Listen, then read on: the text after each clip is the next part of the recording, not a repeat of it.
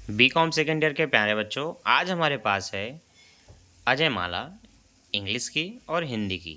दोनों की प्राइसिंग नीचे आप देख सकते हैं, 120 रुपये है।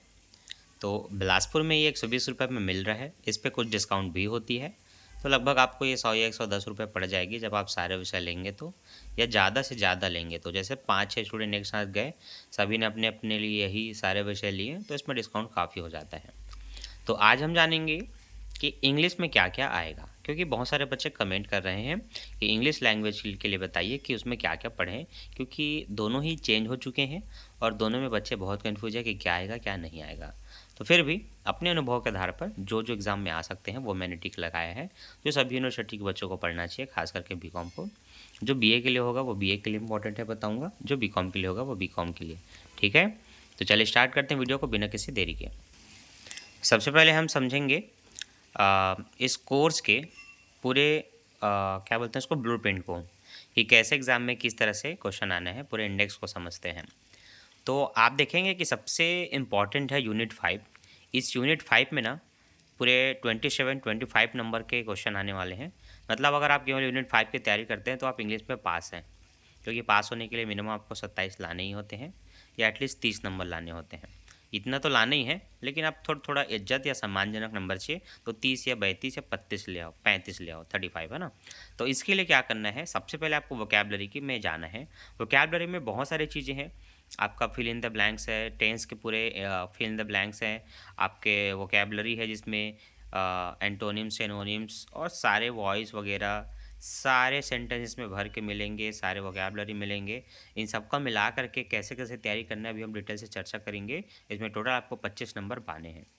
इसके बाद आपका जो ऐसे राइटिंग है वो 2 भागों में डिवाइड है, उन दोनों को ही 55 नंबर का या फिर कोई एक 10 नंबर का आएगा। इसके बाद है आपका यूनिट 3 में सीन अनसीन पैसेज और वोकैबलरी के कुछ टेक्स्ट बेस्ड हैं। ये आपका 5 और 10 लगभग 15 नंबर के हो रहे हैं। और इसके बाद है ऊपर में यूनिट 2, जिसमें आपको ब्लॉग राइटिंग, मीडिया रिपोर्ट्स और जो नोट्स, क्या बोलते हैं इसको, नोट्स नहीं, क्या बोलते हैं, नोटिस, इस टाइप की चीज़ें आपको यहाँ मिलेंगी, जो कि 10 नंबर का होगा। ये भी 2 ठो आ सकते हैं 55 नंबर के, और एक बड़ा ब्लॉग राइटिंग रहा तो वो 10 नंबर का भी होगा। इसके बाद आपका चैप्टर से पूरा 5-5 नंबर के 3 क्वेश्चन आएंगे, या 3-3 नंबर के 5 क्वेश्चन आएंगे, तो 3-5 15 नंबर आपको मिल जाएगा। तो 3-3 नंबर के 5 क्वेश्चन आएंगे, 1 नंबर का 10 क्वेश्चन आएगा, नहीं 10 नंबर का 1 क्वेश्चन आएगा, ये समझ लो इसमें। और बाकी तो फिर मैं क्लियरली आपको बता दिया हूँ। तो सबसे पहले हम चलते हैं यूनिट 5 में और जानते हैं कि क्या क्या चीज़ें आप लोगों को सभी को बहुत ज़रूरी है पढ़ना, चाहे बीए वाले हों चाहे बीकॉम वाले।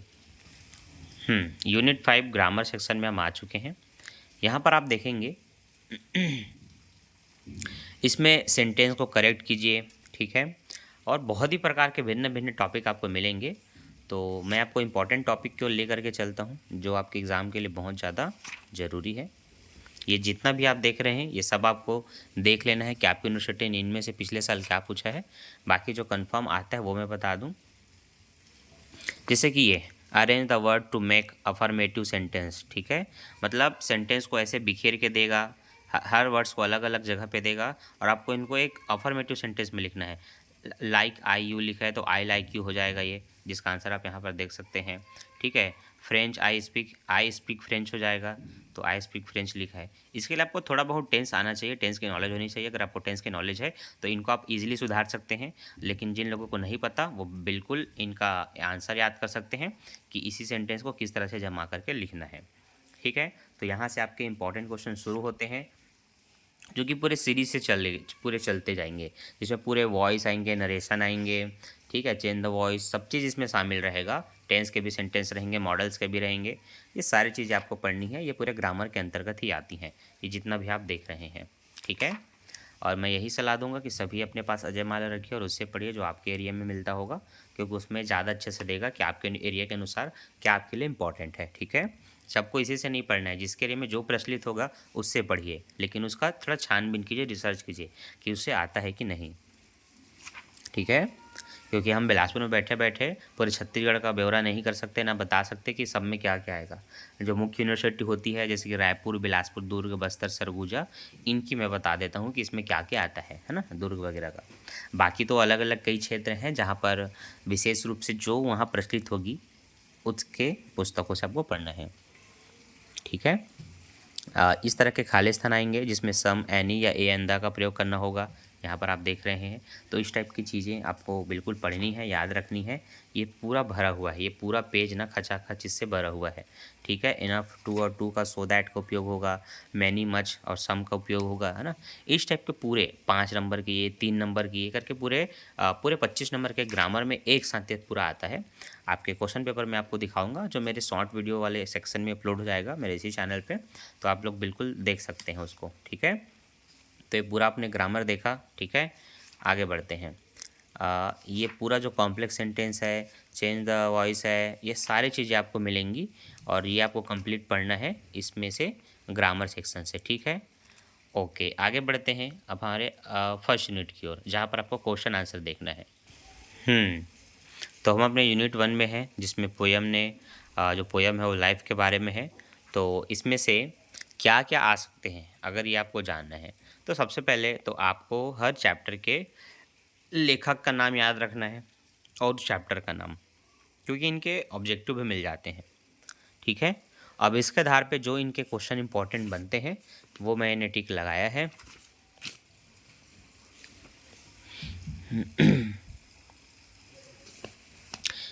जैसे ये जो प्रश्न है, कवित्री के अनुसार हमें आशा क्यों नहीं होनी चाहिए। कवित्री के अनुसार ऐसे क्वेश्चन एग्ज़ाम में नहीं आते, लेकिन किसी यूनिवर्सिटी ने पूछ दिया तो वो अब उनकी इच्छा की बात है। ऐसे क्वेश्चन तो बोर्ड एग्ज़ाम में कभी नहीं आते। कवित्री के अनुसार कवित्री कौन है, क्योंकि हर पार्ट में कोई ना कोई कवित्री या कवि होगा, उसके अनुसार क्या है, इस टाइप के क्वेश्चन नहीं आते। तो जिनको छोड़ना होता है, पढ़ना ही नहीं है, वो इस टाइप के क्वेश्चन होते हैं। लेकिन फिर भी बोलूँगा, कोई कोई यूनिवर्सिटी दे देती है अगर, तो फिर वो उनकी समझ की बात है। लेकिन ऑफिशियल रूप से जब 10वीं 12वीं और कॉलेज का बोर्ड एग्ज़ाम होता है, तो इस टाइप के फालतू क्वेश्चन को सिलेक्ट नहीं किया जाता। ठीक है। शुरू में क्या जीतता दिखता है और किस पर। दूसरा है अभिजेता के रूप में किसे वर्णित किया गया है और क्यों। ठीक है। तो चैप्टर बेस कुछ इंपॉर्टेंट क्वेश्चन होते हैं, वो आ जाता है कि इस चैप्टर, जो चैप्टर का नाम दिया जाएगा कि इस चैप्टर में इसका क्या सारांश है या इसमें क्यों कहा गया है, ये सब चीज़ें आपको मतलब पढ़ना चाहिए, वो बहुत इंपॉर्टेंट होता है। तो मैंने कुछ कुछ तो टिक लगाया है, मैं आपको ज़रूर दिखाता हूँ।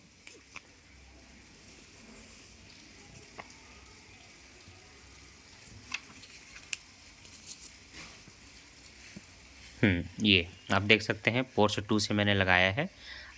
मनुष्य ने पृथ्वी पर किस प्रकार के कार्य किए हैं। What sort of thing did the man do on earth.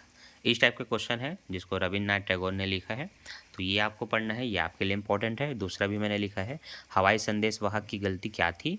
तो ये आपका क्वेश्चन नंबर 2 हो गया।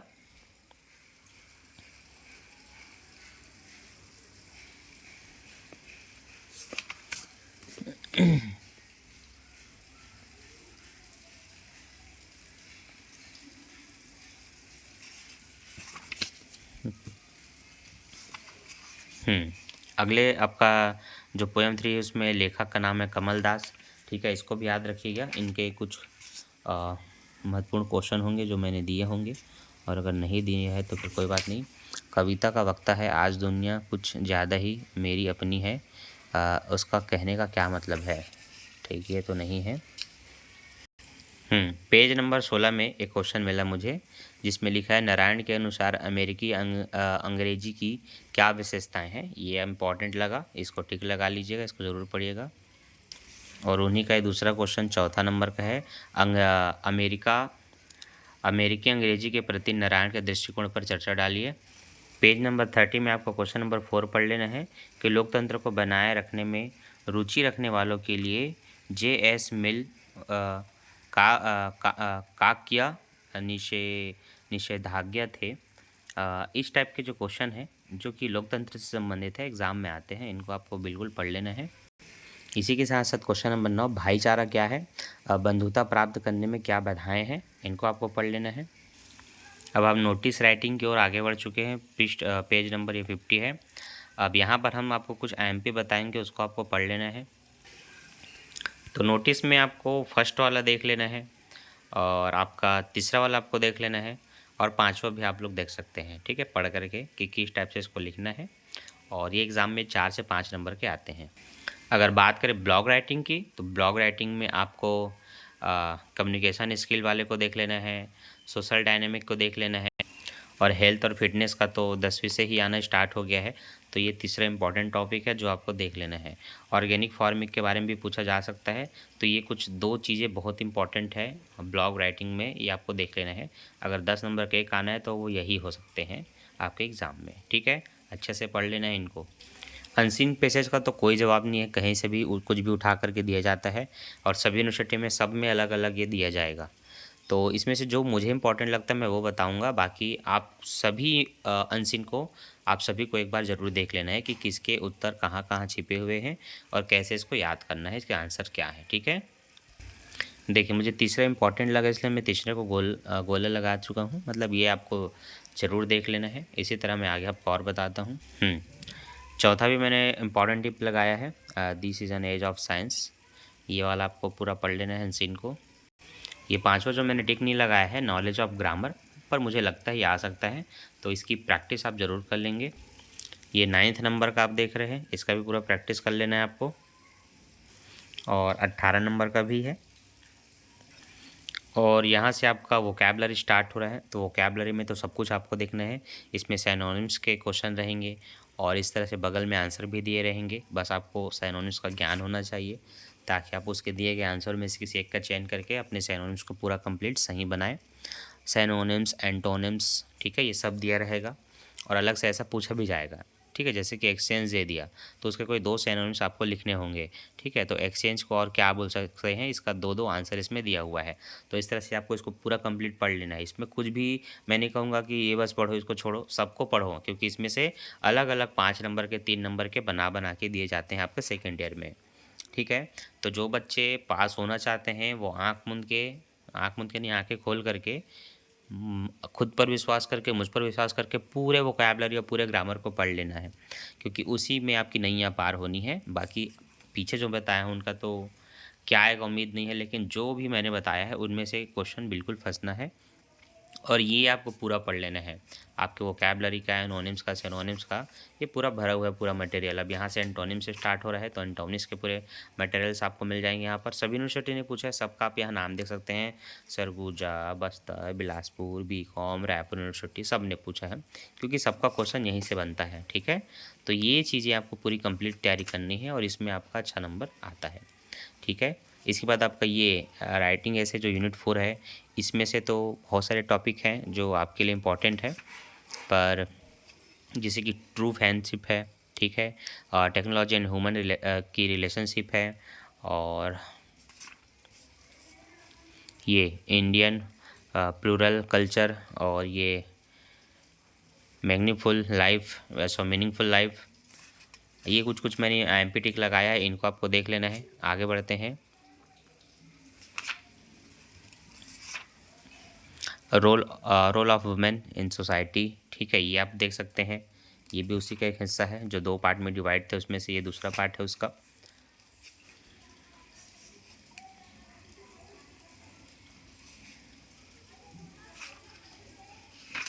इस साइंस इज़ ऑलवेज राइट, ये भी आप देख सकते हैं, और यहाँ मैं लगाया हूँ is the law always just, है ना।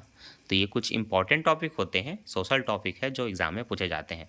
और वापस यूनिट 5 में आ गया, और वो तो मैं पहले ही बता चुका हूँ। तो ये रहा इंग्लिश का कंप्लीट वीडियो, जिसमें मैंने आपको बताया कि क्या क्या चीज़ें मेरे हिसाब से इंपॉर्टेंट है। बाकी आपको अपनी बुद्धि भी लगाकर प्रयोग करके अपने हिसाब से पढ़ना है। बाकी सबको पास होना है, तो वोकैबुलरी और ग्रामर बेस्ट ऑप्शन है, उनको पढ़िएगा। थोड़ा मोड़ा आपको थोड़ा ऐसे अनसीन नोटिस का तैयारी कर सकते हैं ताकि आपका अच्छा नंबर आ जाए। बाकी मुझे पता है बहुत सारे बच्चों का इंग्लिश तंग है, और इंग्लिश मीडियम वालों का तो जलवा है, वो आराम से इसमें पास हो सकते हैं। तो मिलते हैं नेक्स्ट वीडियो में। Thanks for watching. अगला वीडियो किस टॉपिक पे होना चाहिए या किस विषय पे, मैसेज करके या कमेंट करके ज़रूर बताएं मुझे। Bye bye. वीडियो को लाइक कर देना यार, भूल जाते हो, ठीक है।